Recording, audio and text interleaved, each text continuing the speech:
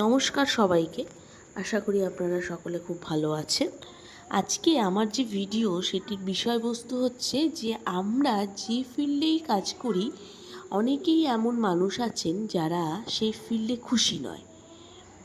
কাজ করছেন অনেক দিন ধরে, তারপর বলছে যে আর ভাল লাগছে না কাজ করতে, এত কম স্যালারি আর পারা যাচ্ছে না, এত কাজের প্রেশার আর ভাল লাগছে না। এই রকম প্রায় সময়ই কিন্তু আমরা মানুষদের বলতে শুনি।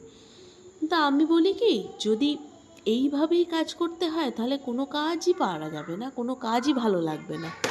কাজকে ভালোবাসতে শিখতে হবে, কাজকে কিন্তু রেসপেক্ট করতে হবে।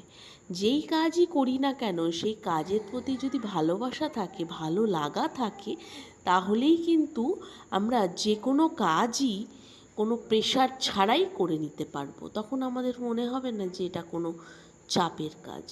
তো আমি বলি সবসময় উচিত আমাদের যে প্রেশার না নিয়ে কাজটাকে ভালোবাসুন, দেখবেন তাহলে আপনারাও কাজটা থেকে ভালোবাসা ফেরত পাচ্ছেন। এটাই হচ্ছে আসল কথা, যে যে কোনো জিনিসে আপনি যদি আপনার মনের মধ্যে পজিটিভ থিঙ্কিং রাখেন তাহলে কিন্তু আপনি যে কোনো কাজ থেকে কিন্তু পজিটিভ থিঙ্কিংই ফেরত পাবেন, পজিটিভ ভাইব ফেরত পাবেন। তাই যে কোনো কাজকে ভালোবাসুন, ভালোবেসে কাজ করুন, তাহলে দেখবেন ভালো থাকবেন, আনন্দে থাকবেন।